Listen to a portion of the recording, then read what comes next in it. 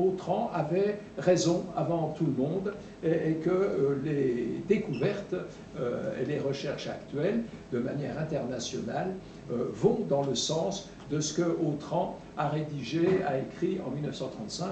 Donc, pour comprendre, dans un monde peut-être un peu plus ouvert par certains côtés, ce que, justement, enfin, d'où vient le christianisme, et puisqu'on est dans une assemblée qui est plutôt franco-iranienne, voire iranienne, ça fait encore plus plaisir de penser que la plupart des grands cadres qui ont forgé le dogme du christianisme ont été empruntés à la Perse. Alors, qui était d'abord ce personnage? Alors, pour ceux qui voudront se procurer le livre, ici ou ailleurs en sortant, il faut savoir qu'il faut faire attention parce que, vous voyez, ce monsieur s'appelait Charles Autran, A-U-T-R-A-N. Il y a deux Charles Autran quand on va sur Internet, parce qu'il a un homonyme qui était romancier, qui n'avait rien à voir avec lui, qui avait fondé une revue littéraire, et chose extraordinaire, à croire que c'est le nom qui veut ça, l'homonyme, qui n'était pas chercheur, pas historien, était romancier, il avait baptisé sa revue Mitra. Mais en 1920, bien avant que le livre du Charles, l'autre, ait écrit quelque chose donc, qui tourne autour beaucoup de Mitra. Alors, une parenthèse, j'ai mis cette photo sur la couverture. Vous voyez, on représente les rois mages, les trois donc, mages zoroastriens qui sont venus, d'après la légende chrétienne, qui sont venus se recueillir sur le berceau de celui qui va devenir le Christ. Et cette miniature, qui date du Haut Moyen-Âge, du 7e siècle, elle est dans une basilique à Vérone, en Italie, la province de Lombardie, pas très loin du lac Majeur, vers tous ces petits lacs du nord de l'Italie. Et à Vérone, donc, il y a cette église qui est une ancienne abbaye. Malheureusement, la fresque aujourd'hui, elle n'est pas ouverte au public. Donc il faut demander l'autorisation au père abbé. Enfin, bref. Toujours est-il, c'est que c'est assez sidérant de voir que, surtout avec Paris 2024, le bonnet phrygien porté par Mitra, donc le dieu perse, sur toutes ses représentations, romaines en particulier, on l'affuble de ce bonnet dit phrygien, qui va donner la Phryge pour les Jeux Olympiques, et qui était d'origine donc de la province de Phrygie, qui était aujourd'hui la zone turque autour de la ville de Trébizonde. Vous voyez, sur la mer Noire, par là. Parce que c'est là que le culte de Mitra serait né, et très vite, alors on est à peu près à 2000 avant Jésus-Christ, et puis le culte de Mitra va venir en Perse, et c'est de Perse qu'il va se développer et qui va partir sur l'Europe pour arriver à des allégories des chrétiens qui représentent les rois mages avec leurs costumes traditionnels païens, si je puis dire, mitraïques, ce bonnet phrygien en rouge qu'on voit de loin, c'est comme ça qu'on les repère, parce que la mosaïque qui est là, elle est dans la nef de l'église, et elle est à peu près à 7-8 mètres du sol, mais de très loin, quand en plus on s'intéresse à la chose, on voit les trois bonnets rouges, c'est assez remarquable, et c'est un clin d'œil, déjà, sans le savoir, à l'influence de la Perse sur le christianisme.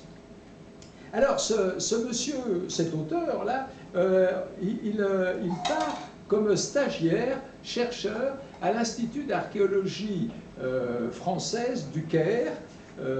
C'est là qu'il va découvrir le Proche et le Moyen-Orient. Et puis, il va donc se passionner, il va se former à l'écriture assyrienne, pour commencer, puis phénicienne, et mésopotamienne, sumérienne. Il se met à apprendre les langues qui étaient ces langues antiques du bassin de l'Euphrate, du Tigre, donc de la Mésopotamie essentiellement, avant de se tourner vers la Perse. Il le sera par les témoignages qu'il va découvrir sur le terrain dans cette zone d'étude qui était l'ancienne Mésopotamie, et il va comprendre qu'un certain nombre de choses qu'il voit là venaient de Perse, et pour cause, puisque le dernier grand empire qui va régner sur l'Irak en particulier, c'était l'empire sassanide, donc qui a laissé des marques de la Perse antique en Irak.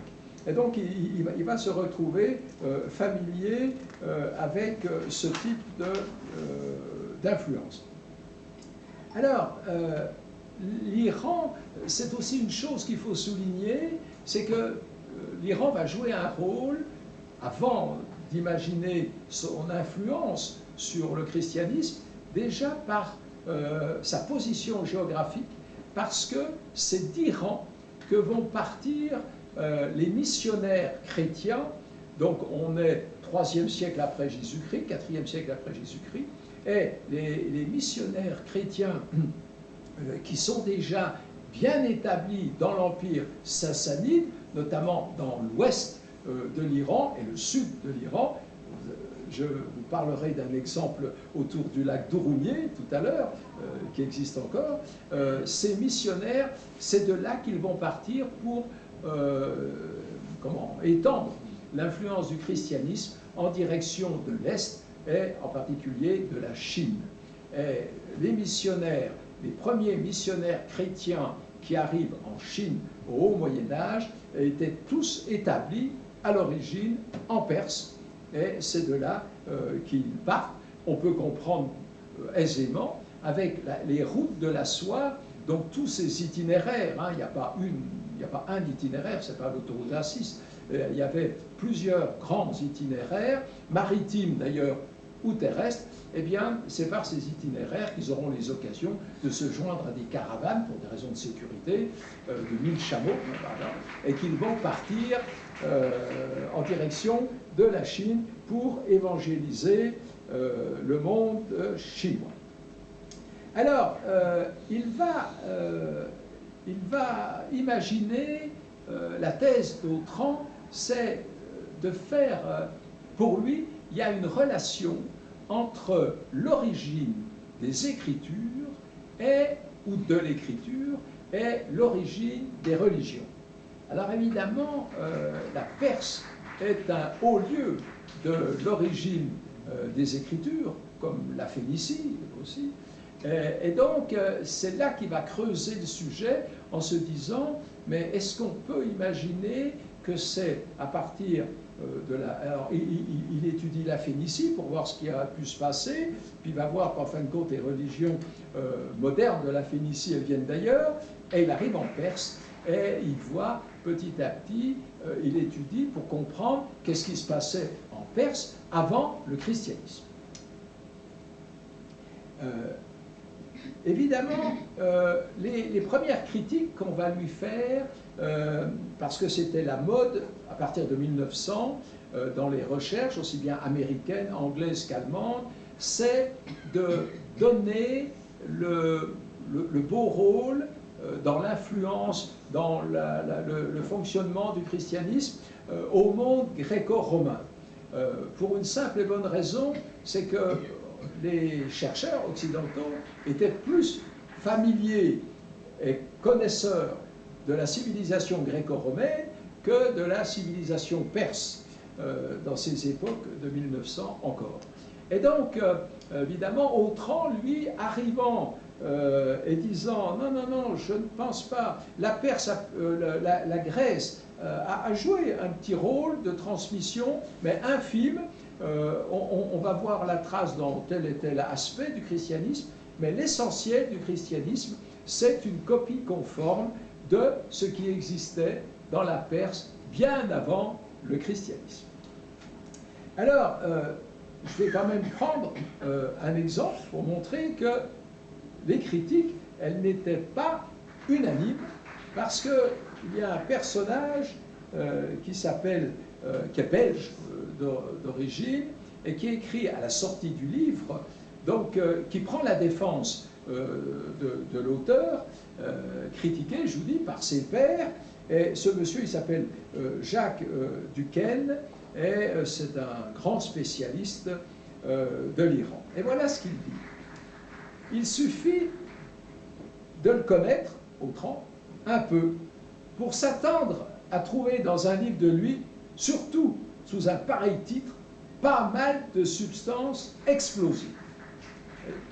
Au reste, si rares sont les personnes à la fois compétentes dans toutes les disciplines où s'est exercée l'active curiosité de M. Autran, qu'on avouera généralement, après la lecture de son livre, y avoir beaucoup appris. Voilà. Donc, vous voyez que, voilà, petit à petit, il y a la masse qui crie au scandale, puis voilà, il y a certains qui prennent la parole et qui disent « Non, non, attendez, avec un peu de recul, on s'aperçoit qu'il y a quelque chose de très important dans l'origine perse du christianisme. » Alors, il faut savoir que l'Europe, alors pourquoi il y a des critiques dans un premier temps, parce que tout va reposer sur l'influence